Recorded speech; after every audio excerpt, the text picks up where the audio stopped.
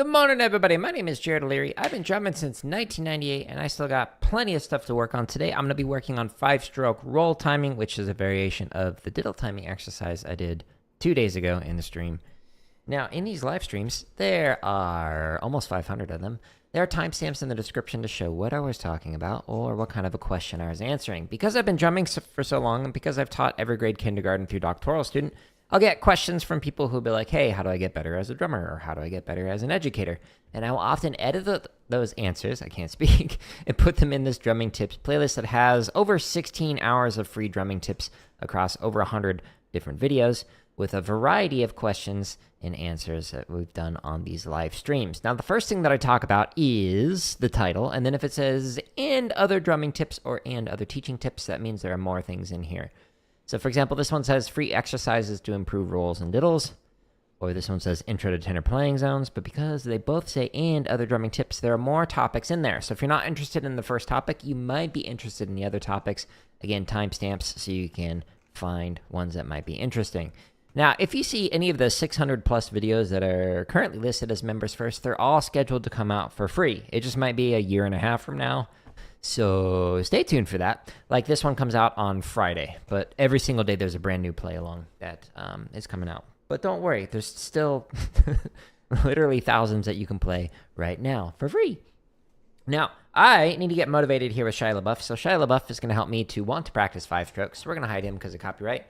And Shia, we all need to improve our 5 strokes, so help us. Do it! Just do it! Don't let your dreams be dreams. Yesterday, you said tomorrow. So just do it. Make your dreams come true. Just do it. Some people dream success. Well, you're going to wake up and work hard at it. Nothing is impossible. He spits there. You should get to the point where anyone else would quit. And you're not going to stop there. No. What are you waiting for? Do it. I don't know what he's grabbing. Just do it. Yes, you can. Just do it. He spits there even more. If you're tired of starting over, stop giving up. Oh, wow. Shia LaBeouf. Everybody is tired of starting over. We're going to stop giving up. Now, if you go to my home tab of YouTube, this is where you can find the thousands of free drumming resources, like the 80 chop exercises in here. I'll probably chop out with one of these at the end of the stream. My favorite playlist out of all of these is the shopping spree variation. There's like 29 shopping sprees in there, with more to come. Stay tuned. There's also over 1,000 grid variations, 419 for triplet, 577 for 16th note, and 36 wacky ones like hurt to grid, tap only grid, accent only grid, etc. We've also got limb independence stuff. I was practicing that yesterday with some pretty difficult limb independence patterns. I'll be doing that some more tomorrow morning, so stay tuned for that. There's almost 500 marching bass stuff. I'd recommend marking time to the timing exercises at the bottom, and then once you get those down, then you can play the wackier stuff like some of the splits timings and whatnot. Yes, this is all free. There's literally thousands of videos in my home tab. There's a bunch of drumline cadences right here. There's over 200 sight reading exercises. There's over 400 technique exercises. And then here's where you can find over 16 hours of drumming tips. I will give the caveat, though, however, that some of the exercises are scheduled to release for free. So, for example, if you go into like the technique exercises, if you find any of the ones that say members first, like these two right here, that means they're scheduled to release for free. So every single day there's a brand new play along that releases, but there's a ton of them that are currently available for free. There's just over 600 that are currently scheduled, so they will eventually come out. But I don't have paywalls behind my content, so I don't sell a book, I don't sell an app, I don't teach privately anymore, etc. It's free. Dennis, good morning. You've been drumming 55 years now? That's awesome. You still chop out every day? Nice, nice. That is awesome. Yeah, I love both in-person lessons and whatnot, but also YouTube. Like, it's phenomenal to be able to learn from so many cool people who get to share their knowledge. And I'm happy that, like, every day I get to, practice and try and improve and learn from more people. Doot, doot, doot. You're very welcome. I appreciate your kind words, Dennis. I appreciate it. Let's see. You have auditioned for jazz drums in a couple of hours. Is there any last minute tips that would be helpful? This is either going to really help you or really hurt you. My response to that is, so think about what you've done to prepare for this moment. You have spent, hopefully, a very long time preparing for this. And the only thing that you can do right now is just be in a focused state of mind. So whatever you can do between now and 2 hours from now to help get yourself to be just like ready at your A game, whether it's like eat a good meal so that way you're not hungry, or meditate or take a nap or whatever. Just anything to get your mind calm and just knowing that you're ready to go. I'd do that for me.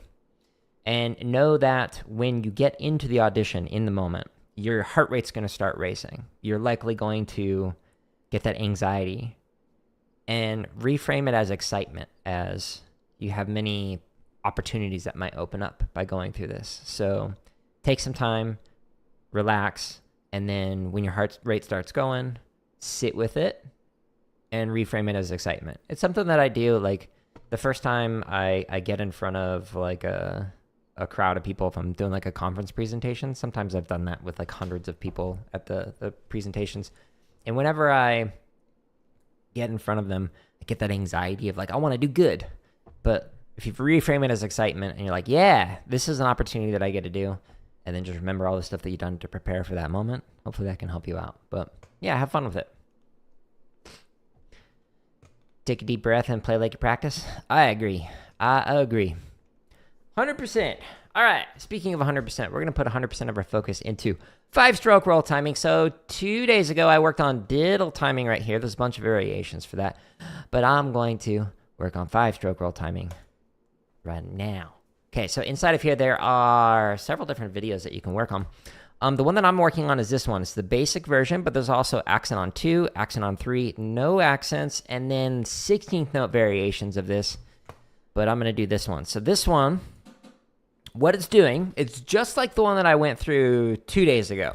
So it's a great exercise to work on improving your 5 strokes as opposed to your diddles. So what we're doing here is we got check, a slurred interpretation of 5-stroke on 1, the normal interpretation of it, a rushed interpretation of it, and then a normal interpretation of it.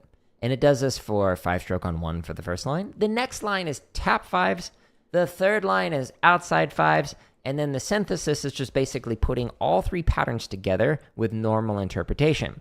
If you can intentionally play slurred interpretation and rushed interpretation, that makes it so that you have the control to actually be able to, 1, hear when you are out of time by accidentally playing slurred or rushed, but also 2, to be able to intentionally put it back into time.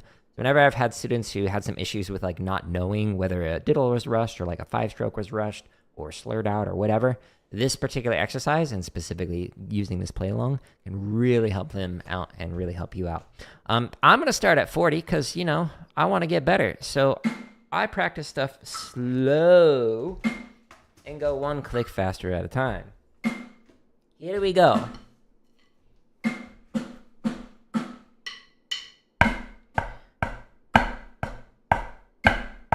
So this is a slurred 5-stroke.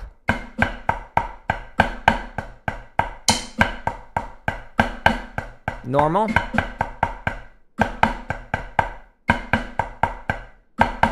Rushed. Thank you for the follow. Normal. I was early. Whoops. Since you're on Twitch, I'll say that the panel underneath that says the drumming panel, that takes you to where you can find this play along and thousands more.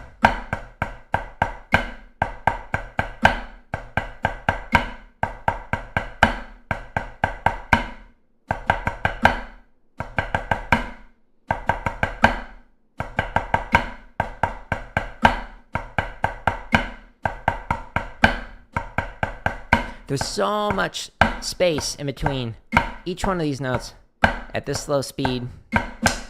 It makes it way harder than playing this faster.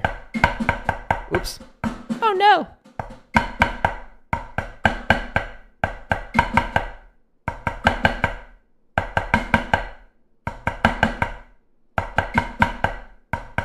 Talking messes me up. Gotta like save it for the check or something. But I don't have to think as much about the interp.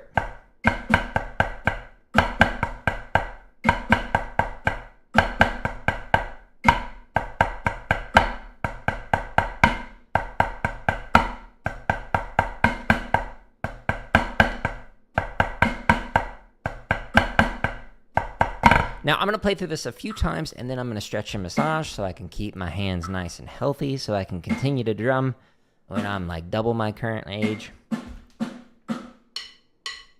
you know, when I'm 500.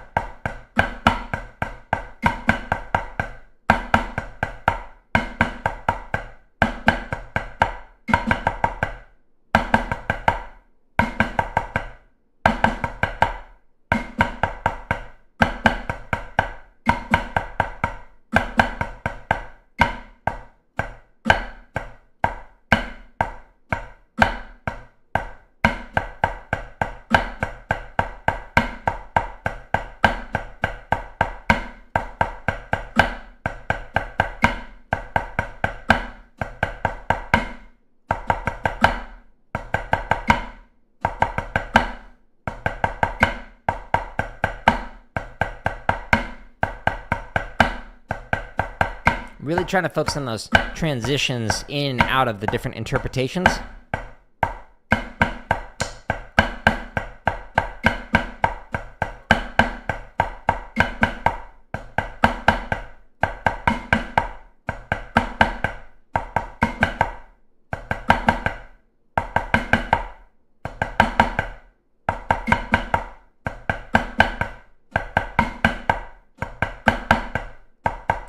Like that transition from the rust interpretation to the normal is still slightly off, especially on the outside fives.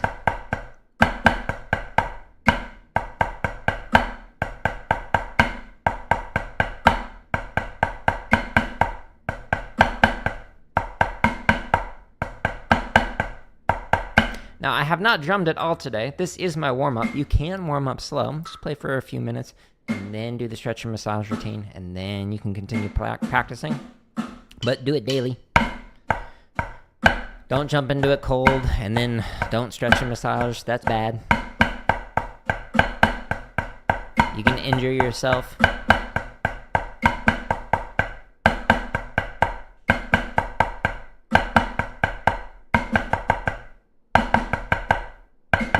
Whoops. Early. Late. Overcompensated on that. Whoopsies.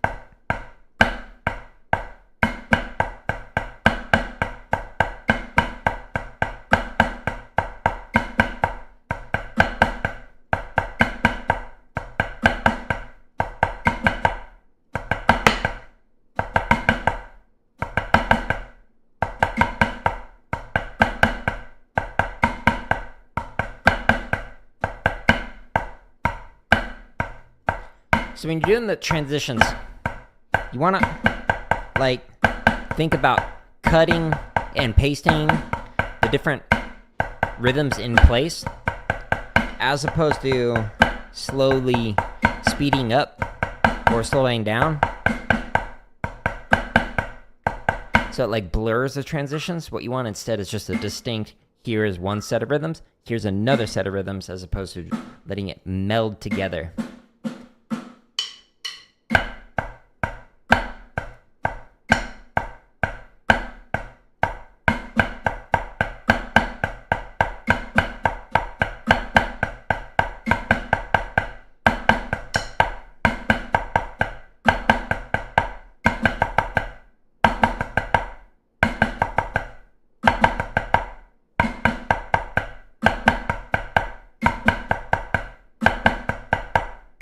so much space in these notes.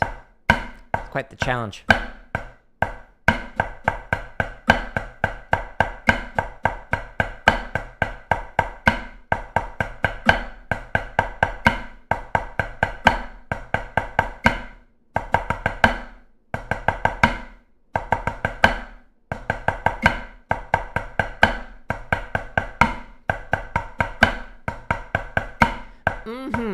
Outside fives.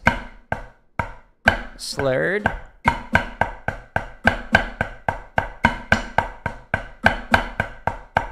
Normal. Rush.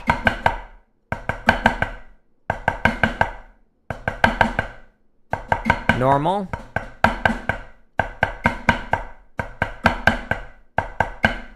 Again, you do slurred, normal, rush, normal to be able to control that interp.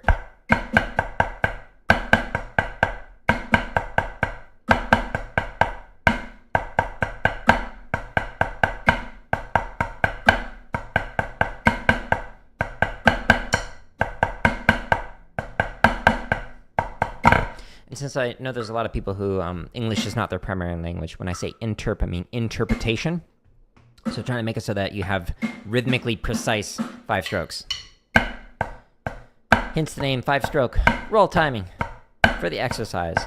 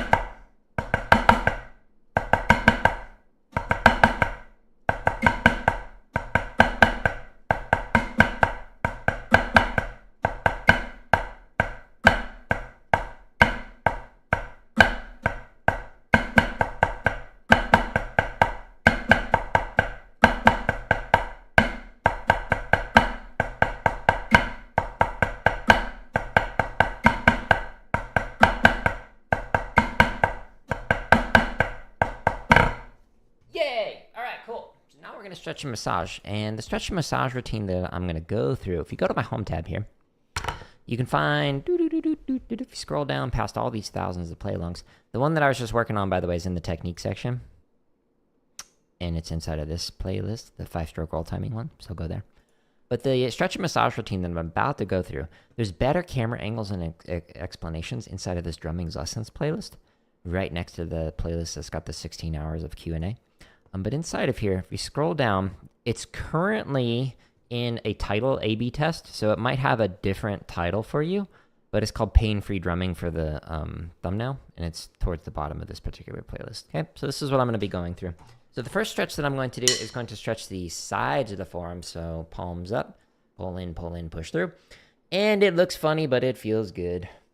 I've been doing this stretch since I first started drumming in 1998. It feels good every time I do it. I like it. To get out of the stretch, just go out the way that you came. If you do traditional grip, rotate and hold to one end of the extreme, then rotate and hold to the other end of the extreme. Hold it for like 20 to 30 seconds. Tyler, good morning! But I don't do traditional or rotary motions like Stevens anymore, so I'm not going to do that. Now I'm going to stretch the underside of the forearm, so you just pull back like this. You don't need to like pull hard or anything. You could also do you can also do this one on the pad like this, or a large mammal. But if you do this on the wall, the lower you go, the deeper your stretch. Just don't put all your weight into this because you don't want to rip stuff. That's bad. Don't do that.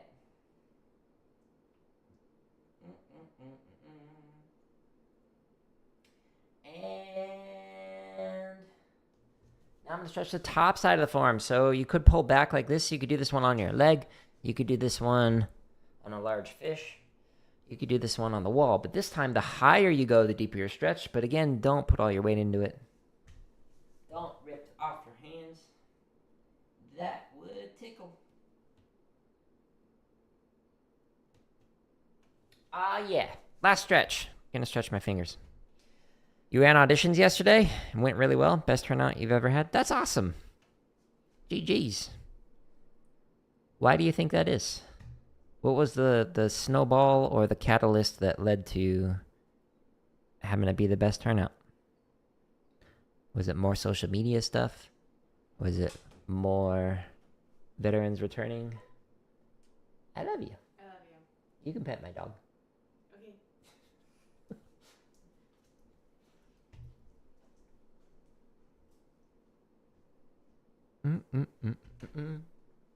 One of the things I like to do after I taught lessons was to teaching a class or whatever, or even private lessons, was to reflect on what went well and why did that go well and what didn't go as well as I wanted and what could I do to improve that.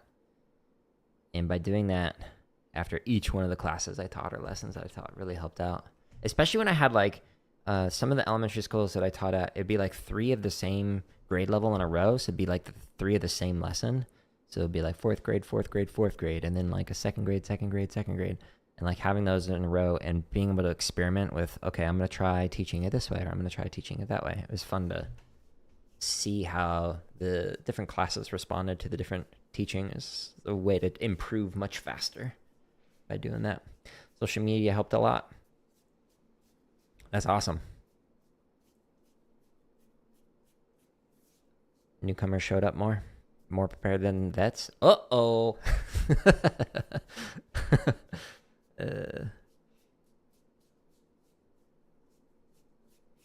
That's funny. That's funny. Well, I mean, hopefully that's a good point of reflection for them.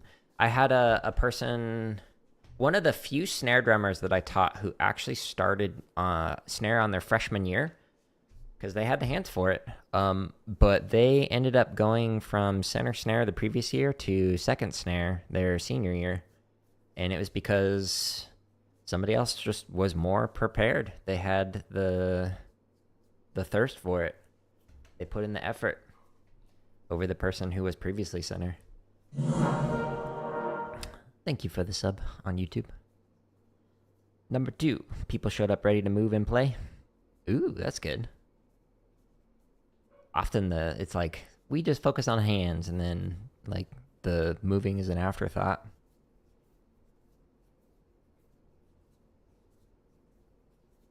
That's awesome. Very cool. The overall culture showing up with a growth mindset. That's so hard to implement.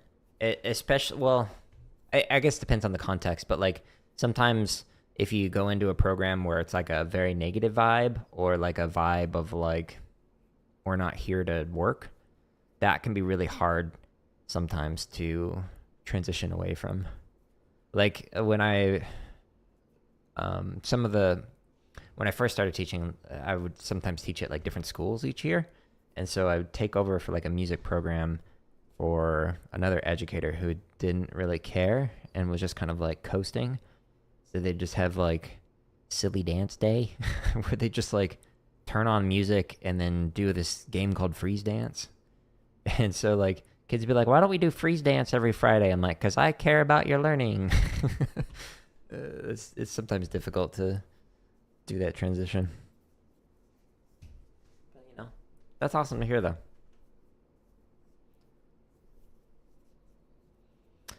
I imagine it's a lot more for you to also think through as the caption head, which, again, GG's on that. It's awesome. The stretch and massage routine that I just went through, again, you can find here under the drumming lessons playlist. So it's in the pain-free drumming. But it's probably going to have a different title than you because I'm doing that that title A/B test. But we're going to go back to my home tab. There's over 2,000 free drumming exercises and tips in here and whatnot.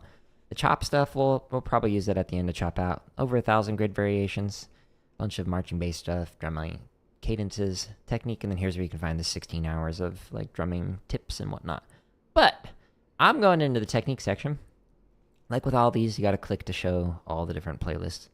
But I'm doing the 5-stroke roll timing, and we're going to just pick up where we just left off. So we're going to go 45 and go 1 click at a time.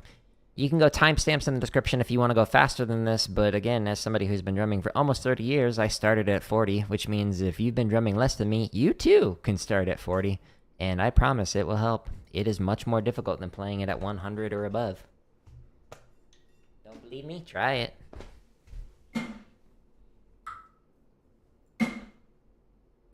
That's awesome. Really, really happy to hear that, Tyler. I hope that you strongly consider the stick in on the E. At least for one in the exercise.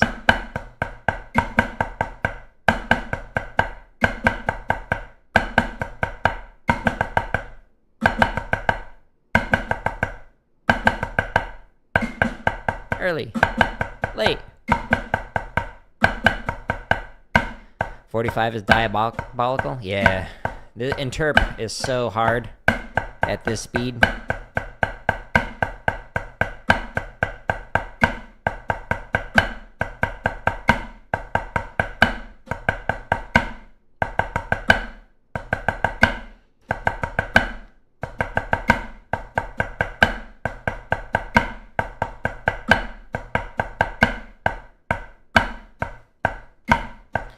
You don't think anyone can do it? No. Have faith. Work it up. Practice starting at 40.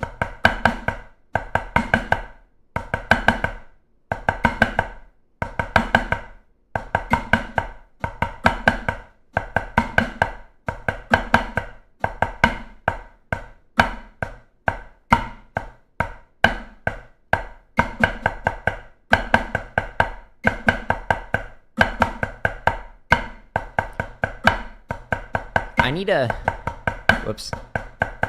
relax. I'm focusing so much on the interp that my accents are heavier than I want them to be. Like, it's not that they sound bad, but when I speed this up to like 2-3 times the speed, it'll be too heavy for that speed. So I want to practice when I'm going slow, the same technique as when I'm playing fast.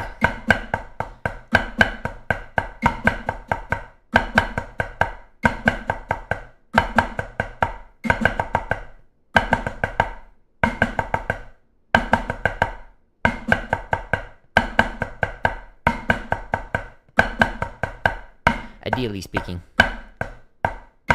Slightly early on those.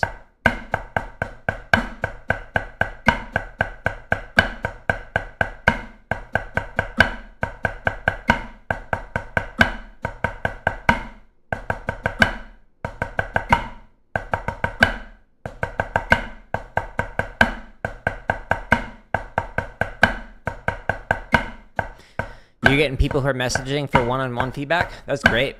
Yeah.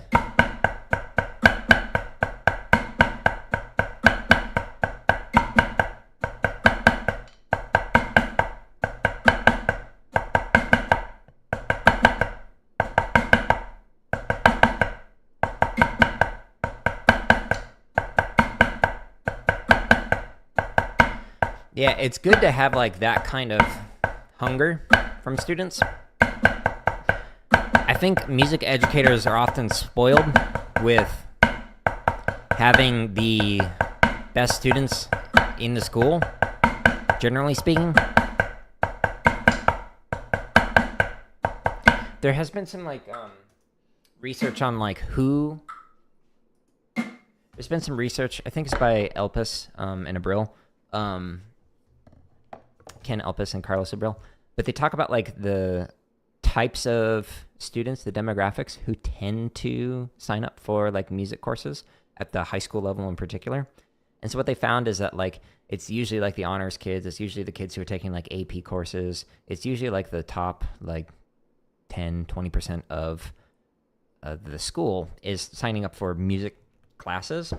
And it's interesting, as somebody who has taught every student in schools, and then who has also taught at places where I teach just that demographic that I was referring to, it is so much easier to teach that. The people who like want to be there, who have good family support at home, who are able to go home and like practice, etc. It's so different than teaching where like everybody is required to be in a subject area and like they don't have that support at home, like they're not able to practice or do their homework or whatever. It's completely different. But having taught like both ends of the continuum, and then having taught the full grade spectrum from kindergarten through doctoral student, like all of them kind of inform the other one. So like the way that I worked with like graduate students kind of informed the way that I would or would not teach the kindergarten students, and vice versa. But it's those little nuances that you start to learn the more you teach, the more students you work with, the more different types of students that you work with. They've actually done some research. When I say they, it's not Abril and Elpis, the people that I was just citing. But there's been a lot of research on educators in general, not just music educators, but how if they've taught at one place for a very long time, and that's the only like school they've taught at, and only subject area and only grade level, when they switch to a different grade level or a different subject area or a different school, they start performing at the novice level of an educator, which to me is just absolutely fascinating.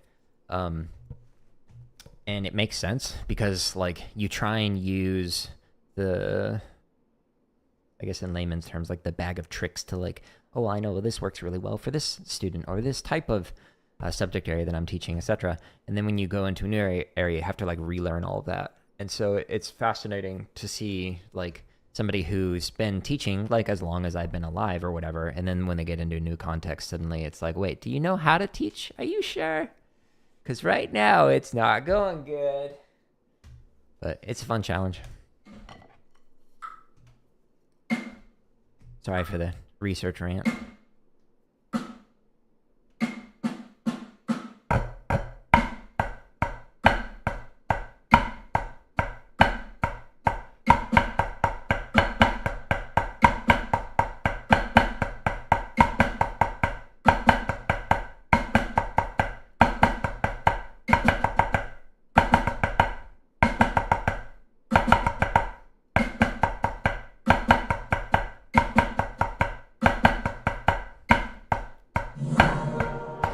Thank you for the sub. But one of the cool things is you'll like see some DCI like caption heads also teaching at like the high school and middle school level, like Dartmouth, which is like, you know, they're a better educator and have more experience because of that. And because of the success in it. I sometimes see people who like become a clinician who can't translate working with like world class to working with like middle schoolers who are just like picking up sticks. Like they just don't know how to make that connection.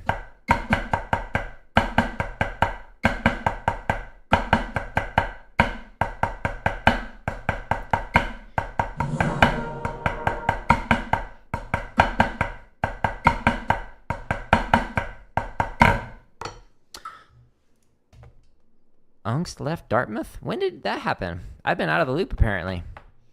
Thank you for the super chat, or whatever it's called. Does the second measure slow down? Yeah. So, this exercise, what it's doing,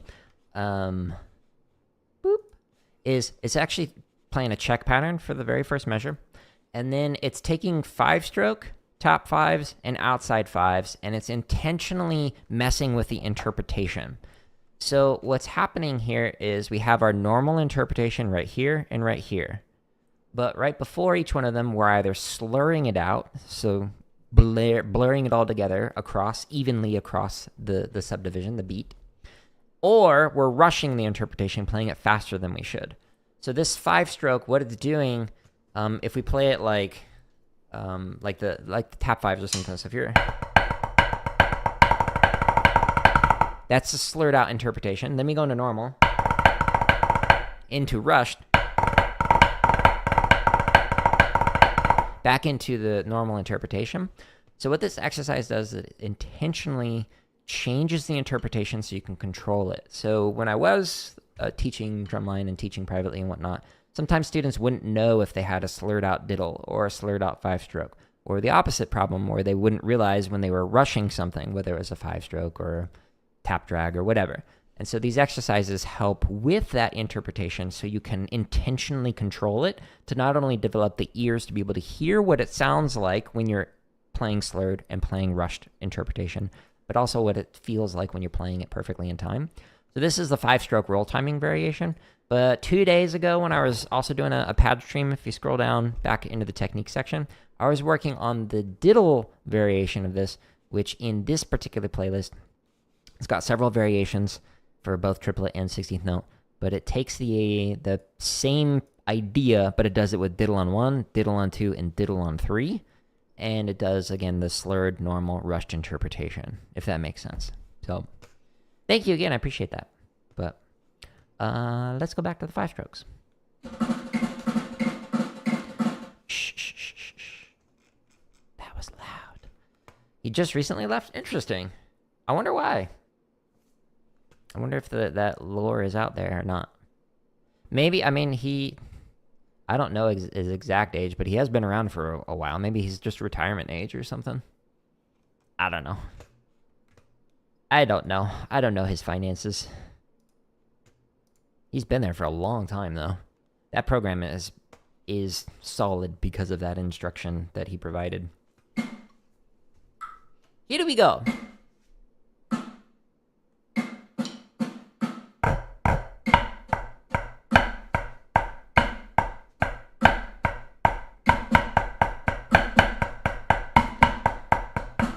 Oh, sorry, I totally missed the second part of this.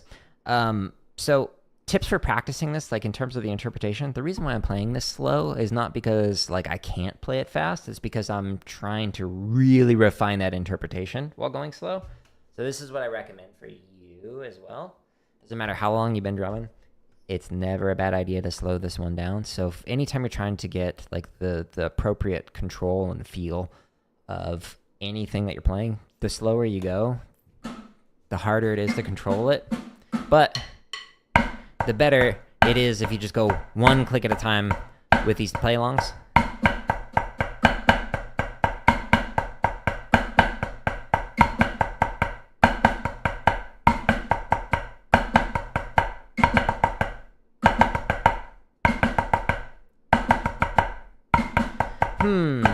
Well, Tyler, sometimes you're eating whatever I just had last night. So, are you eating tortas with tater tots?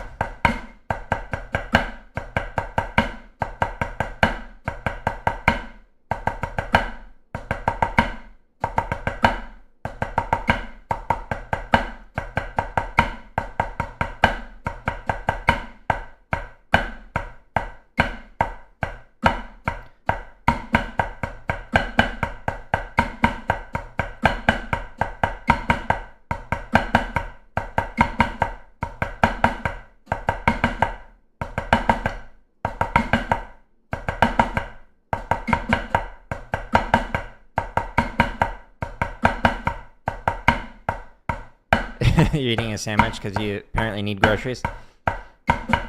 Relatable. That reminds me, when I was a kid, I made waffles. When I was really young, I made waffles and put them on the plate, and I was like, sweet, now I'm going to get some like syrup and maybe some whipped cream. And I went into the fridge and I was like, wait, there's no whipped cream. And then I like go in the pantry and I'm like, wait a minute, there's no syrup. And then I'm like looking at everything we have. There's like nothing that would go on a waffle. So I was like, okay, what should I put on the waffle that we actually have? Like it was just so happened to not have any kind of condiments to go on it. So I was like, well, okay, well, there's ketchup. I guess I can try that. Do not try that. I could not eat stuff or even smell things that had ketchup on it for like months afterwards. It's not good. Don't ban you? Let's see.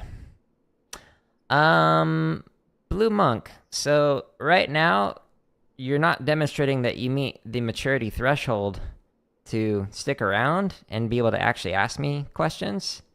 So, you know, if you don't want to be banned, then don't leave those kind of comments again. Which is now deleted. But happy to ban, because that's not the vibe of this, my dude. Not at all. Here we go, 49. I can eat ketchup now, but you know, I couldn't.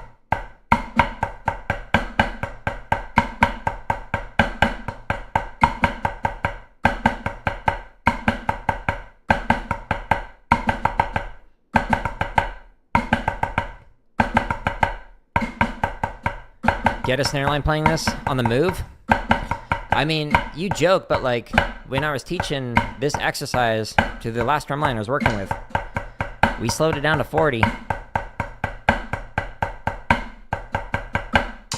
Granted, we marked time to it.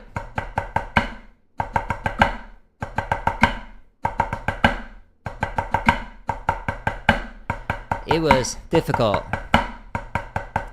But now with the like the play-alongs, it'd make it a whole lot easier. Because they could go home and practice it with this, which would help a lot.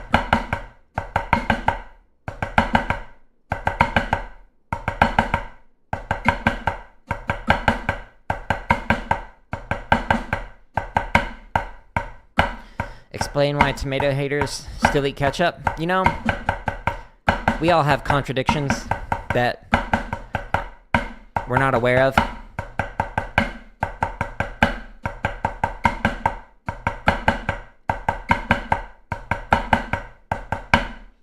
But yeah, it is kind of funny. There's like the people who are really into the texture of the food. And so like I could see like, well, when it's pureed, it's fine. But when it's not, like then it's different. There was a person that I marched with who she could not let food touch other food. It was really interesting. I'm not saying this as like a critique or anything, but like from a psychological standpoint, she like refused to eat anything that touched anything else, which made it so she had some outbursts if that happened, and would like literally throw away her food, like when we were at All Days, if like the PB&J touched the salad or whatever, which was interesting. Because like when you think about a salad, it's not like it's just one thing. It's a lot of things. So like what was that granularity that like hit the threshold for her? Like, nope, that can't touch that. I never figured out.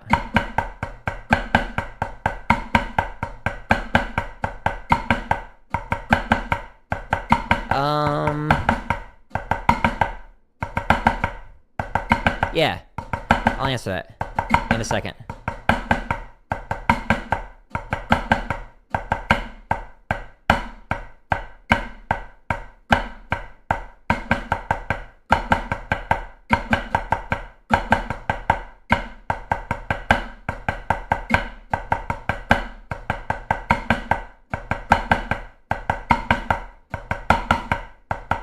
Okay, so we're at 51, so I gotta remember that. Okay, so matrix. So if you go to the home tab, if you're a beginner, what I really recommend, scroll down and go to the technique section. Since you're talking about downstrokes, upstrokes, etc., when you click on here, there are a lot of different exercises that can help with the basics.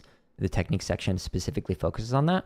But if you're looking at different, like the 4 different types of strokes, where it's like an upstroke that starts and ends up, a downstroke that starts up and ends down, a downstroke that starts down and ends down, and an upstroke that starts down and ends up, like this. So the 4 different types of strokes. This accent tap exercise has a variety of exercises that can help with that.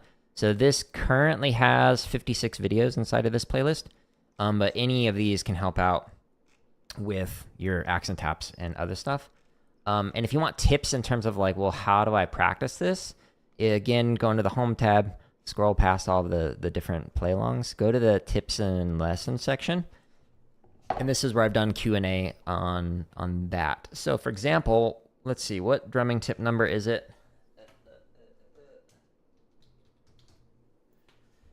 Yeah, so drumming tip number 88, how to play relaxed accent taps.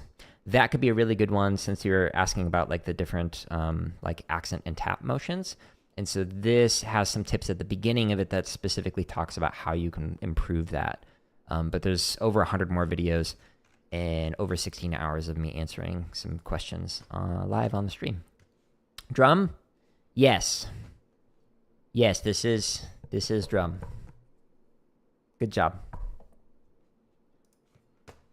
But yeah, you can totally work on this stuff on a pad. I'm doing it. You can too. You can even wrist it. You don't have to use a pad. That's how you can also improve.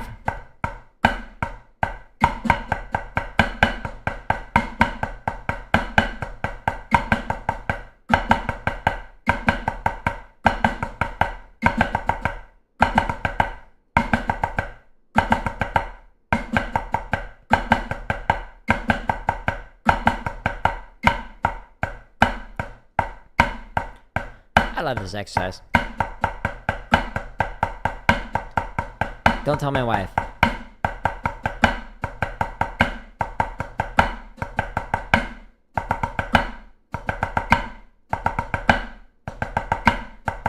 Don't want her to get jealous. I think she knows though.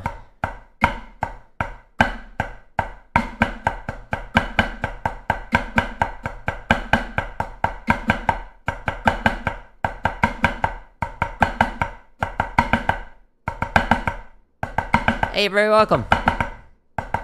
Good question. If you have more questions, feel free, stop by again, or just leave it on a video. I do respond, unless you're a troll. Then I ban you.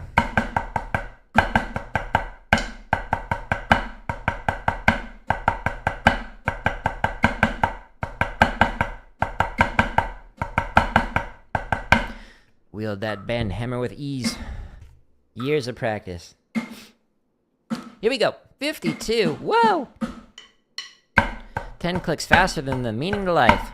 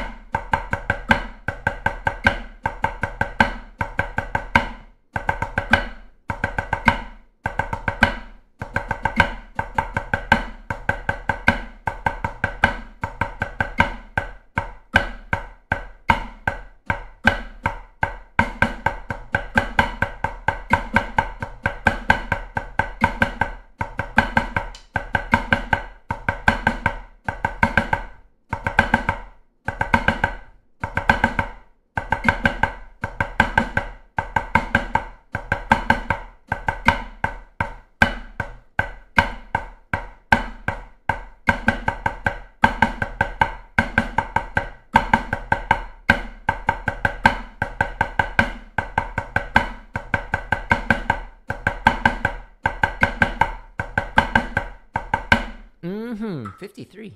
I think I'll go to 55, maybe 60. And then we'll chop out.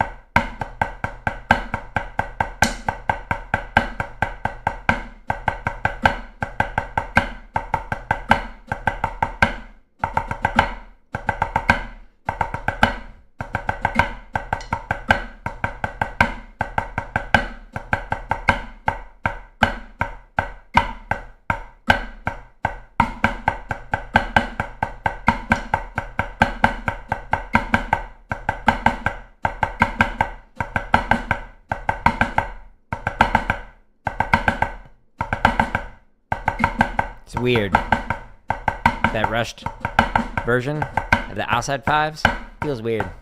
It's fun to play though.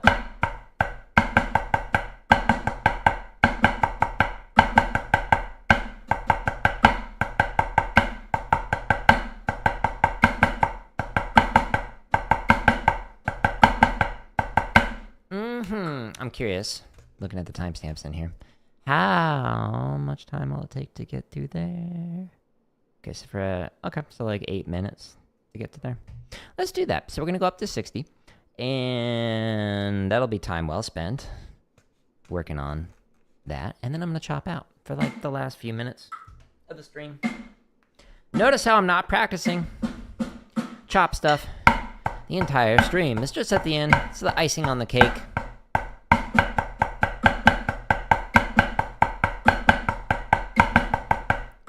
End with something fun to trick your brain into thinking, oops, that you had fun the entire time. I rushed into that. I'm so sorry. Unsub.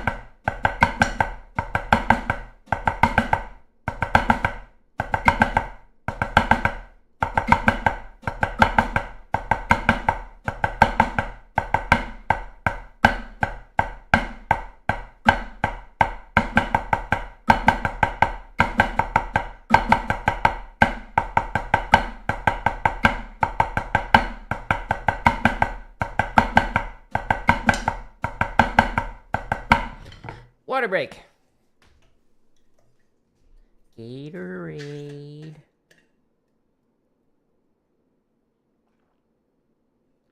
I haven't seen that movie in forever. I don't know if it holds up.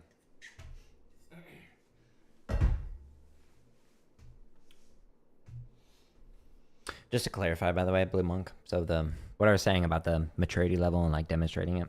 One of the reasons why I'm just like super quick to banning people is because like I get a lot of harassment, especially when people see like my t-shirts that I'm wearing and whatnot, and a lot of sexual harassment actually. So your comment was like almost borderline getting into that area, which have gotten plenty of that, and it's just awkward for everybody involved. So there's a reason why I just like very quickly ban people like that.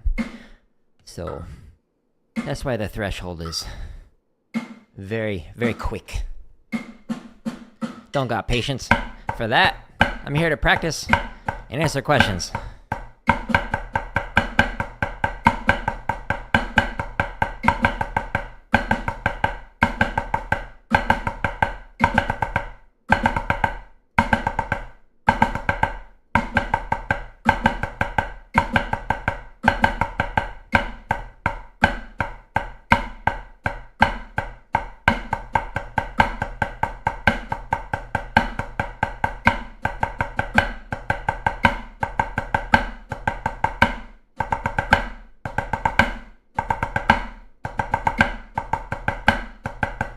For those rushed interpretations that has all that space, really feel the subdivision in the timing in between when you're playing.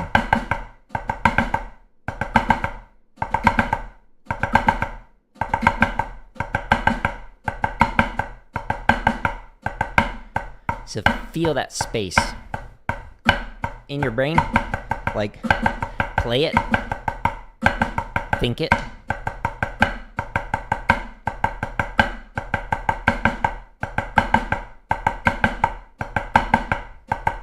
So if you're doing the like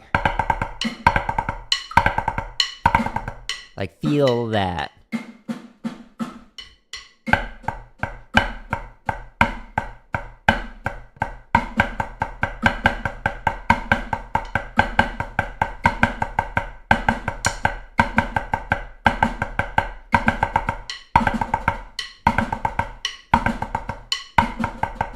But you know, played with the actual sticking. Messing up. Whoopsies.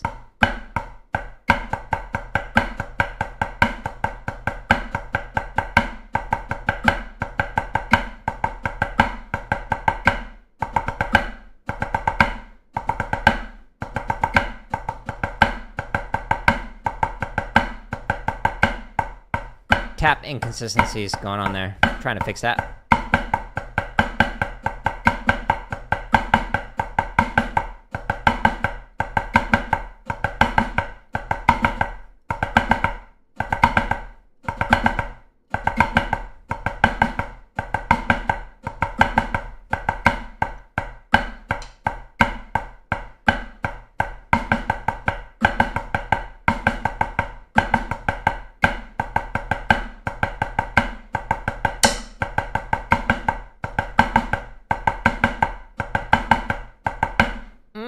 Couple more reps.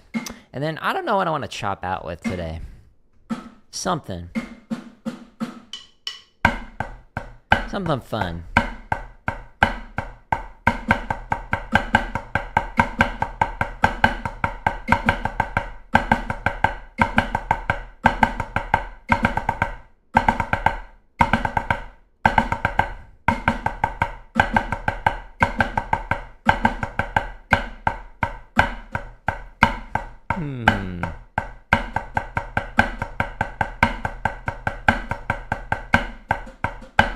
Oops.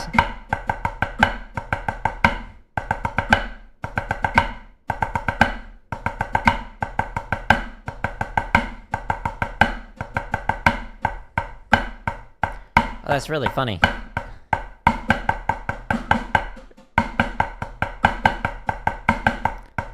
Processing. Messed me up.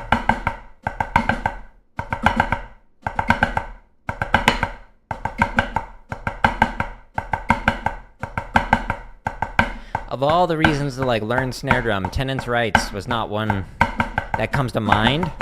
So that's funny. Not that there's issues with the tenant rights. That's not funny. But like the reason for learning it. Most unexpected. It's fun to learn new things. Like those limb independence patterns that I was working on yesterday. Woo! Or a new instrument.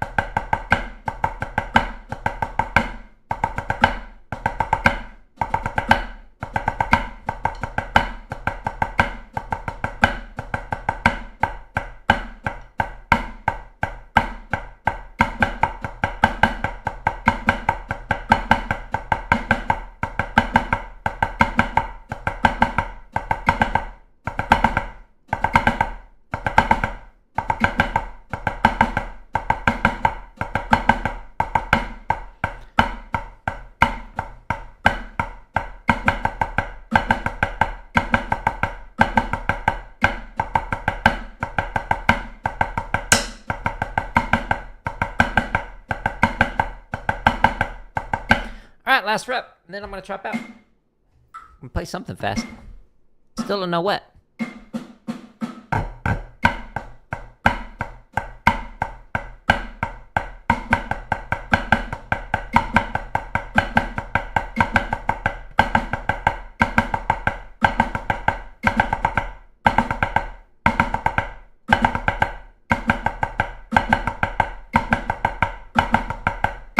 Let's do a classic technique exercise. Triplet diddle.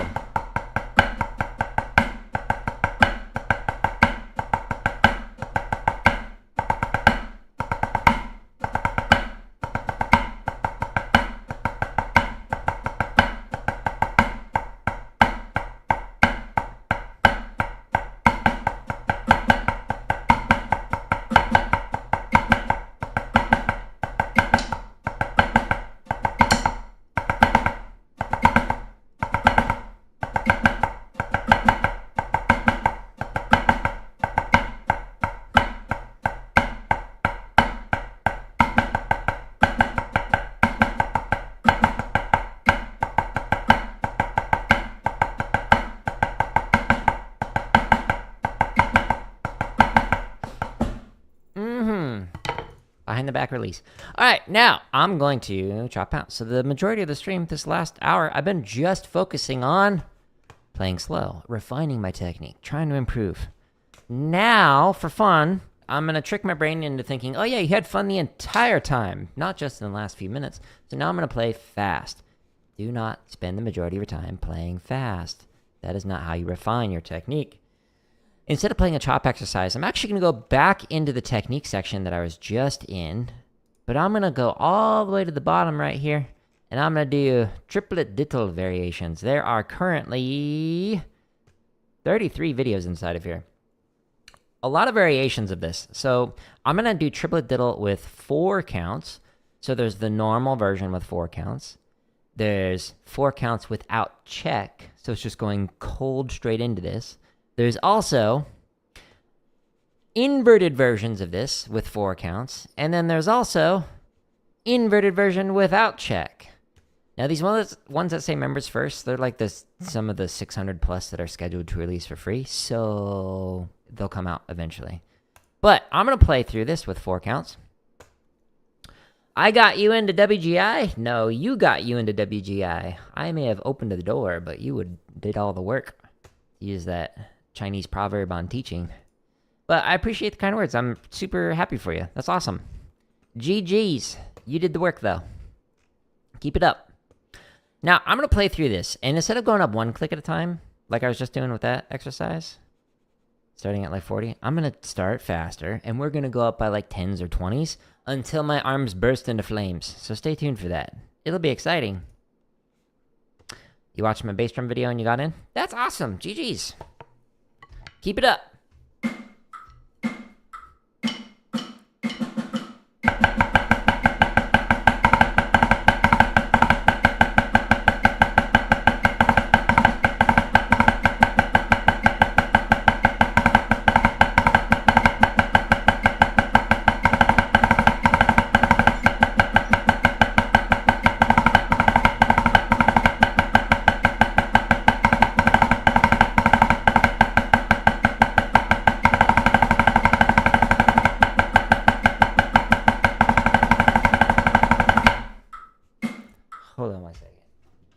Hold on one second.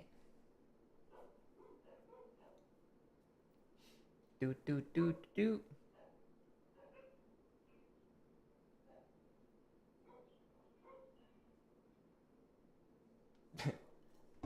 Somebody's trying to deliver something and they're at the wrong house. So I'll be right back.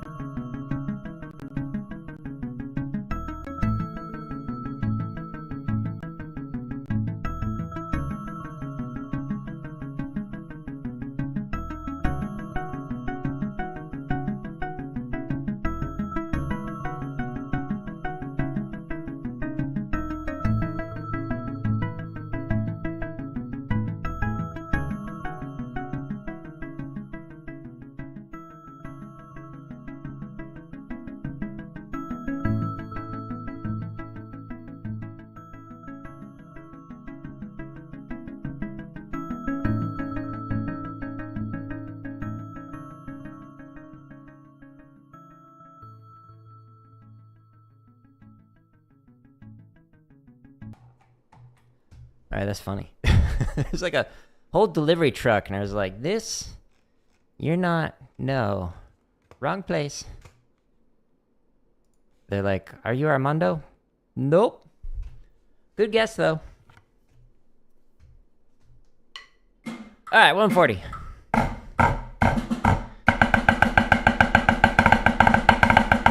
Bad attack.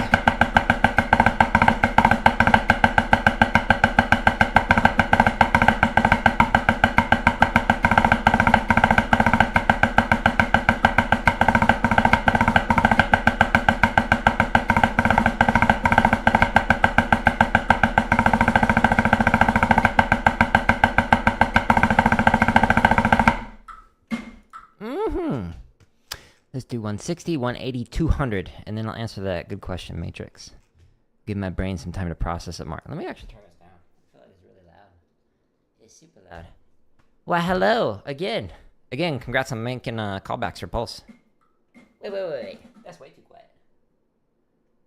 Why'd it go all the way down to like 20%? How about now? That's better.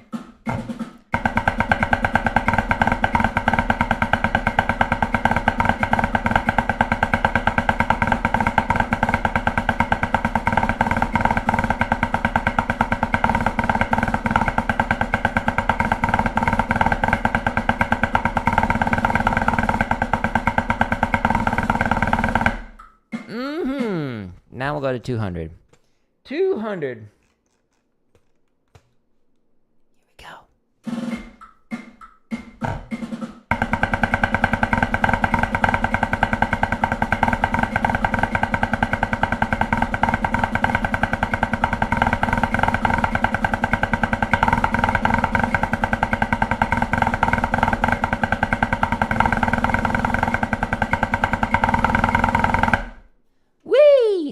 I like it. Pulse Percussion 2024. Oh, I don't know that tenor part. Sorry. If you want to find this play along, by the way, and thousands more, you just go here, Home tab. Click on each one of the drumming headers to show you all the chop stuff, like the shopping sprees, or the 1,000+ grid variations, or what I'm going to work on tomorrow, the limb independent stuff, marching bass stuff. Okay, then we got cadences and score format, sight reading, technique, and then over 16 hours of drumming tips and whatnot. But in terms of the question about like why some people claim that some drummers are better than others, a lot of that stuff just comes down to like preference and styles of music. So like some people prefer like metal versus like alternative or whatever. But another thing is just some people like some things over others. So they might be like really into double bass, and somebody like Travis Barker doesn't really do double bass last time I checked. Maybe he does. But most of what he's playing is on a single pedal, whereas like somebody like Portnoy is going to be using double bass a lot. But if you like were to compare like Portnoy to I don't know, like Steve Gadd, like is one really better or worse than the other? Or are they just different? So they'll play like completely different styles. Like Steve Gadd will be more like Latin jazz, fusion, funk, etc. And Portnoy will be more like prog rock, metal, etc. So a lot of that I think just comes down to nonsense. People just wanting to argue for the sake of arguing because they like a preference over another. And they're just ignoring things. But like with any type of drumming or even technique, like there's trade-offs with it. So like when I was like working on marimba, like I learned a cross technique, so a Burton's for like vibraphone, but for marimba I also learned like Stevens. But is Stevens really inherently better than a Burton's technique? Well, at some things, yeah, and then at other things like Burton's is better than marimba. So if I'm playing a multi-percussion piece, then I'm going to go with this.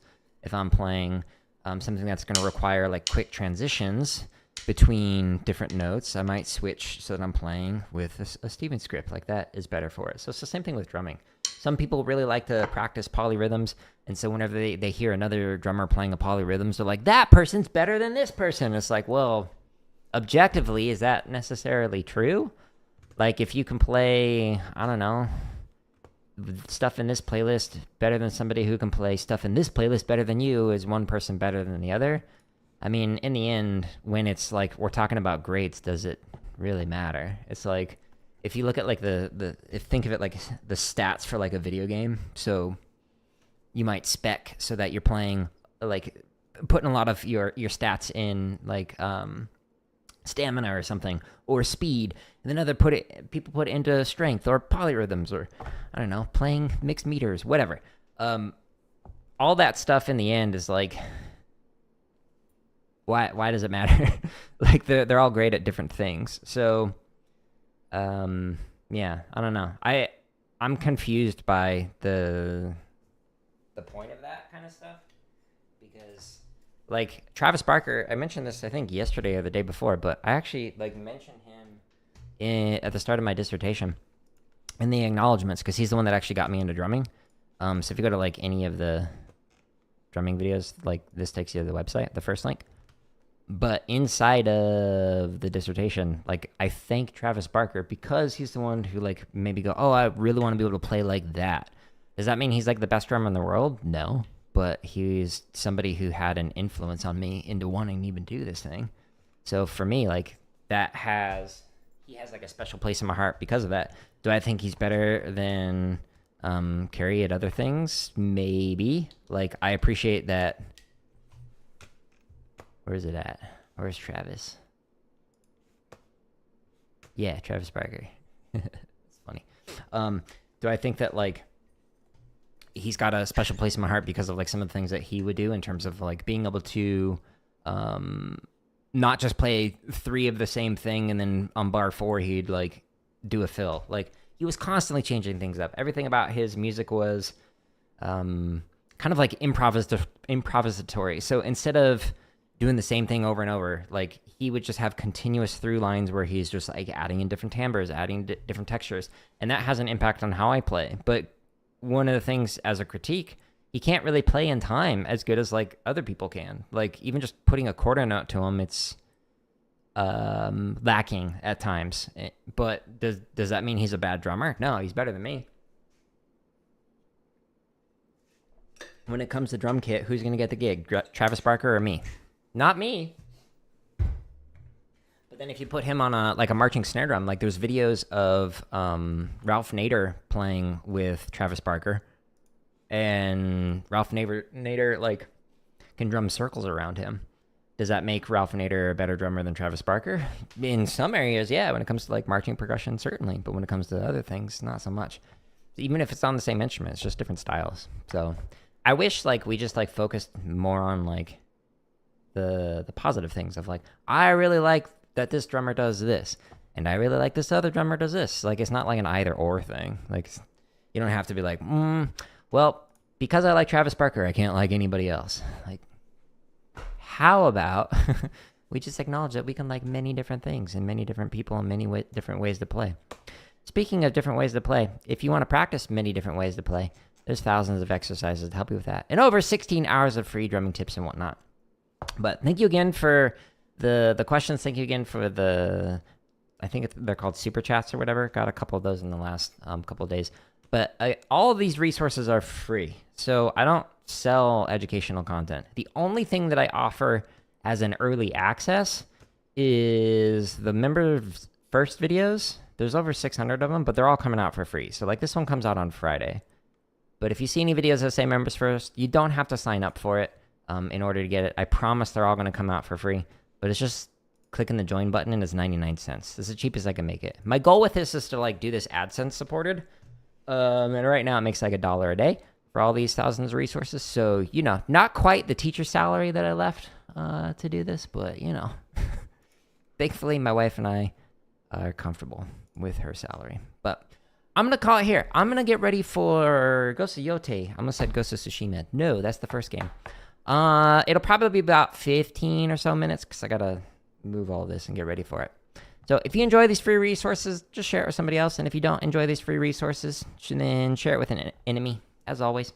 But I hope you have a good rest of your day. Good questions. And we'll be back on tomorrow working on limb independence so that way I can get better at that. But goodbye.